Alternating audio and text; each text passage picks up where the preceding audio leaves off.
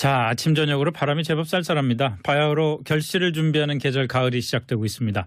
그런데 우리 정치권은 수확할 게 뭐 있는지 잘 모르겠습니다. 우선 지난 정부의 여러 가지 의혹들이 지금 줄줄이 터져나오고 있는 상황이죠. 또 당장 사법부 공백 가능성에 대한 우려도 짙어지고 있고요. 여기다가 문재인 정부의 핵심 공약인 공수처 신설 권고안이 어제 발표가 됐는데 이게 국회 문턱을 넘을 수 있을지 이것도 또 관심거리가 아닐 수 없습니다. 오늘 노회찬 정의당 원내대표 전화로 연결해서요. 이 많은 정치권과 관련된 이슈들을 말씀을 나눠봤으면 좋겠습니다. 자, 대표님 안녕하십니까? 네, 안녕하십니까? 법사위 계시다가 나오셨죠 지금? 예, 지금 회의 중에 잠깐 나왔습니다. 아직도 안 끝났습니까? 네. 오늘 굉장히 길어지네요. 네, 아무래도 그 법안에다가 더해서 현안들 좀 다루느라고 늦어졌습니다. 예, 오늘 뭐 이런저런 현안 여쭤보겠습니다만은 특히 오늘 법사위에서 지금 쟁점이 돼서 시간을 끄는 현안이 어떤 게 있습니까? 네, 공수처 법안 이번에 정부 법무부에서 마련한 공수처안 네. 신설안 가지고 논란이 좀 있었고요. 네. 예, 그리고 또 국방부 장관이 또 출석한 그 바람에 예. 법안 심사 때문에 또 이제 그 국방부 장관을 둘러싼 최근에 글쎄요. 여러 가지 이슈에 예. 대해서 얘기가 있었습니다. 뭐 그런 얘기들 몇 가지 계속 좀 오늘 연결된 김에 여쭤보겠습니다. 우선 이른바 MB 블랙리스트 관련해서 어제는 문성근 씨, 오늘은 김유아 씨가 검찰에 출석을 했잖아요. 네네. 또 박원순 서울시장이 방금 전에 저희가 인터뷰를 했습니다마는 이명박 전 대통령을 이른바 국정원의 박원순 제압 문건과 관련해서 이명박 전 대통령을 고소를 했단 말이죠. 네네. 이 지난 정권과 관련된 이 여러 가지 검찰 수사라든지 벌어지는 상황이 이 파장이 만만치 않을 것 같은데 어떻게 그렇습니다. 보십니까? 지금 상황은 이 정도 그 사실관계가 확인됐다면은 수사는 불가피하다. 검찰 수사는 불가피하고 제가 볼 때는 그 이명박 전 대통령에 대해 일단 출국 금지 조치부터 좀 취해야 되는 게 아닌가 이렇게 보여집니다. 그러니까 수사가 불가피하다는 거는 이명박 전 대통령 본인에 대한 수사가 불가피하다는 말씀을 하시는 거죠? 그렇습니다. 예. 지금 그 박원순 시장 제압 문건 같은 경우에는 예. 물론 이제 이명박 전 대통령 고소하기로 했습니다만은 국정원이 이 일을 하는데 대통령 지시 없이 했을 리가 없는 것이고 네. 또 그 과정과 결과가 보고되지 않았을 수가 없는 거죠. 네. 예, 그런 점에서 당연히 그 수사 대상에서는 떠오른다고 보고요. 그 이외에 나머지 부분들도 마찬가지라고 생각합니다. 네, 일단 이명박 전 대통령 측에서는 대통령직이라는 게 그런 거 지시하고 뭐 보고받고 이럴 정도로 한가한 자리가 아니다. 일절 대응을 안 하겠다 이런 반응이거든요. 대통령이 그 개인적인 목적을 위해서, 개인적인 정치적 목적을 위해서 국가 권력을 탈법적으로 이렇게 동원한 것은 우리가 얼마 전에 박근혜 전 대통령으로부터도 봤던 것이고요. 네. 또 과거에 이 전두환 노태우 대통령도 마찬가지였지 않습니까? 그렇기 때문에 그야말로 오히려 반문하고 싶죠. 국정원이 해야 될 일이 얼마나 많은데 네. 그런 대통령의 정치적 라이벌 관계나 적대 관계 있는 사람들의 동향을 파악하고 그다음에 좀 불리한 어떤 환경을 조성하기 위해서 국가 권력을 그렇게 동원했느냐라고 묻고 싶은 거죠. 네. 근데 어쨌든 그 박원순 시장이 고발을 했으니까 이명박 전 대통령에 대해서 조사는 어쨌든 시작이 될 거고 이제 과연 검찰이 직접 이명박 전 대통령을 소환해서 조사를 할 것이냐 이런 문제가 남게 될 텐데 그 전직 대통령 소환 조사라는 게 사실 쉽지가 않은 거 아닙니까? 검찰 입장에서도. 그렇죠.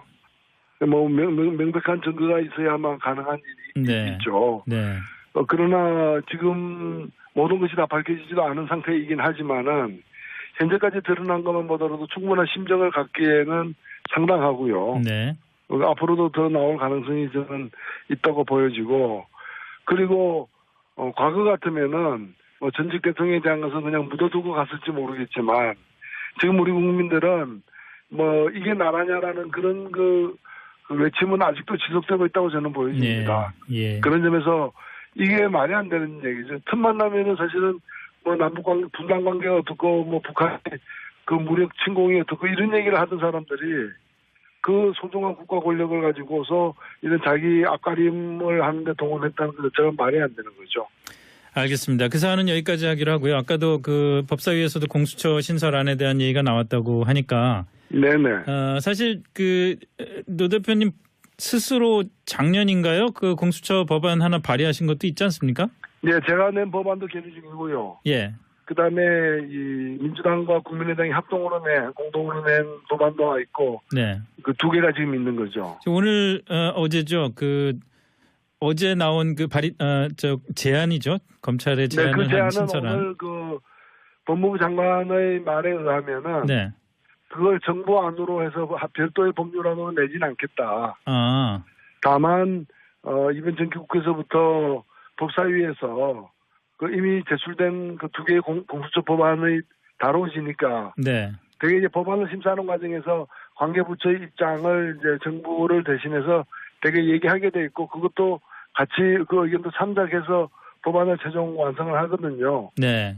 그렇기 때문에 오늘 법무부 장관의 방금 그 발언에 따르면은 어제 발표된 공수처안은 별도의 법안으로 제출하진 않고 법안 심사 그 법사위 법안 심사 과정에서 정부의 입장으로 제출하겠다라는 겁니다. 그럼 노 대표님이 내신 안하고 민주당에서 낸 안하고 이런 것들 다 또 정부의 그 의견하고 다 합해서 새롭게 법안을 네, 만들어서 그렇죠. 심의를 해서 통과를 하겠다. 네, 네. 이 말씀이시군요. 근데 이제 그 뭐 이왕이면 여야 합의로 통과하자는 게 더불어민주당 생각인 것 같긴 한데 네네. 일단 자유한국당 오늘 뭐 홍준표 대표 얘기 들어보니까 얘기가 아니군요. SNS 보니까 푸들로도 충분한데 맹견까지 풀려고 하냐. 다시 말해서 그 검찰이 대통령 손아귀에 들어있는 푸들이나 마찬가지인데 거기에다 또 맹견까지 또 그 공수처죠. 공수처를 뜻하겠죠. 이건 뭐 사정 공포 정치다 뭐 이런 식으로 표현을 한 것 같은데 이 정도면 강력하게 반대할 것 같다는 느낌이 들거든요. 푸들이 도둑을 못 잡으니까 맹견을 두는 거 아니겠습니까? 네.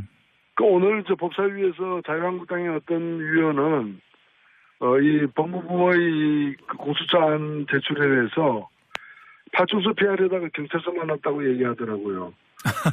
근데 저는 파출소나 경찰서는 일반인들은 위안이 되는 기구, 국가기구 아닙니까? 예. 그 좀 안도감을 느끼게 되는. 근데 뭐 어떤 범행을 저질렀거나 저지를 우려가 있는 사람들은 아마 굉장히 그 눈에 걸리겠죠. 그 얘기는 그래서 뭔가 좀 정치인의 좀 약간 쥐가 찜찜한 그거를 그냥 솔직하게 고백하신 것 같다는 느낌이 그렇습니다. 드네요. 저는 볼 때는 그 뭐 용의자나 우범자들 아니라면은 공수처를 두려워할 이유는 없다. 그렇게 생각합니다. 알겠습니다. 그 21일에 김명수 대법원장 후보자 그 임명 인준안 처리를 하기로 오늘 합의를 했더라고요 보니까. 네네. 어떻게 이번엔 어떨 것 같습니까? 사실 따지고 보면 정의당의 그 데스노트라고 그러나요? 사실 박상진 중소벤처기업 장관 후보자 같은 경우에는 이번에는 정의당의 데스노트가 틀리지 않겠나 싶었는데 결과적으로 맞게 됐더라고요. 예, 그렇습니다. 그런데 예. 이 김명수 그 대법원장 후보 같은 경우에는 우리가 좀 명심해야 될 것이 예. 사법부에 대한 신뢰도가 OECD 국가들 중에 가장 낮아요. 네. 그리고 최근에 법원에서 이제 수백 명의 그 현직 법관들을 대상으로 한 조사에서도 대법원 수뇌부에 대한 어떤 일반 법관들의 신뢰가 굉장히 낮습니다. 네. 불신이 굉장히 높다는 얘기죠. 이런 대법원을 갖다가 그냥 둘 것이냐? 결코 아니라고 봅니다. 이거는 여당이든 야당이든 그래서는 안 된다고 보고요. 네. 그렇다면은 이제까지의 관행, 오히려 대법관을 안 한 게 문제가 아니라 대법관을 안 해본 사람, 그간의 어떤 대법원 수뇌부의 그 관행에 물들지 않았던 네. 그런 사람이 맞는 것이 오히려 더 최선의 방법이라고 좀 생각되고 네. 그런 의미에서 저는 김명수 대법원장 후보자는 문재인 대통령이 제일 먼저 시키려고 했던 사람도 아니에요. 세 번째 정도 되는 네 번째 정도의 그 앞에 있는 분들을 고사해서 이제 선정된 분인데 오히려 앞에 있는 분들보다 죄송한 얘기지만 더 적임자다라는 게 지금 법원 내 중평이에요. 네. 특별한 하자도 없고 그리고 코드 인사라고 얘기했지만 이분이 수십 년 동안 지난 30년 동안 내린 판결 중에 문제가 지금 지적된 판결이 없거든요. 이번 청문회 과정에서도. 알겠습니다. 그 예, 말씀 뭐 여기까지 그렇다면은- 듣기로 하죠. 그 뭐 예. 당초부터 김명수 부자 아주 적극적으로 추천을 하셨던 걸로 기억을 하는데 앞으로도 좀 자주 나오셔가지고 저희 정치권 얘기 좀 많이 들려주십시오.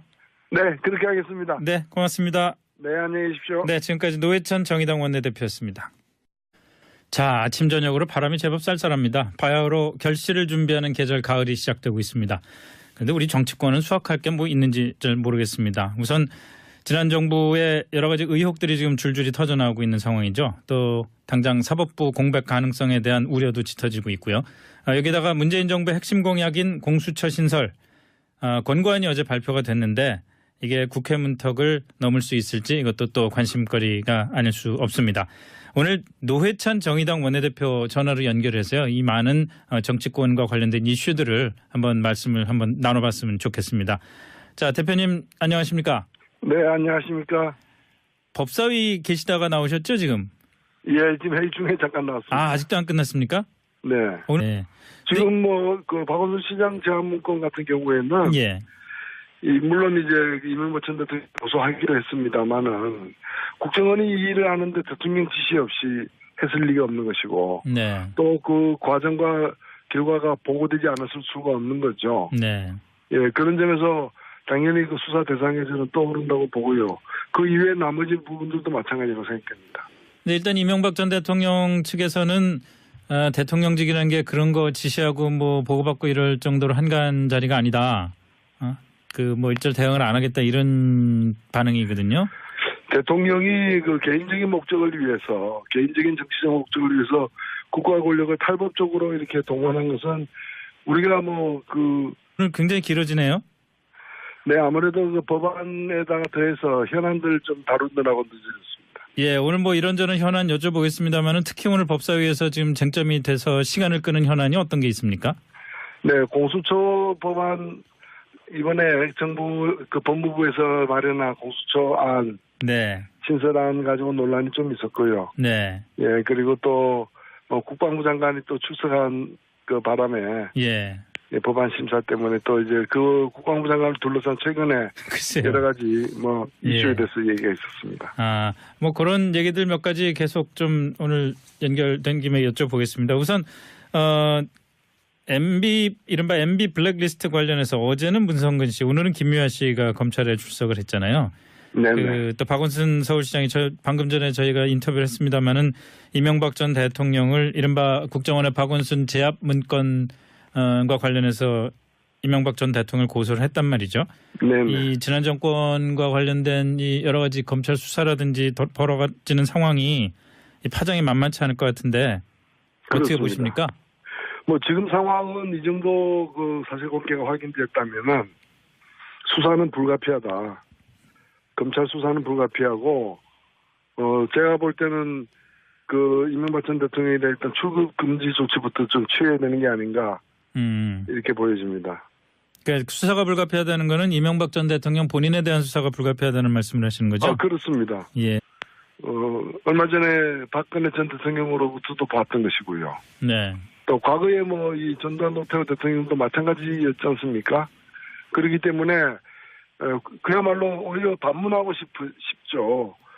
국정원이 해야 될 일이 얼마나 많은데 네. 그런 대통령의 정치적 라이벌 관계나 적대 관계 있는 사람들의 동향을 파악하고 그다음에 좀 불리한 어떤 환경을 조성하기 위해서 국가 권력을 그렇게 동원했느냐라고 묻고 싶은 거죠. 네. 근데 어쨌든 그 박원순 시장이 고발을 했으니까 이명박 전 대통령에 대해서 조사는 어쨌든 시작이 될 거고 이제 과연 검찰이 직접 이명박 전 대통령을 소환해서 조사를 할 것이냐 이런 문제가 남게 될 텐데 그 전직 대통령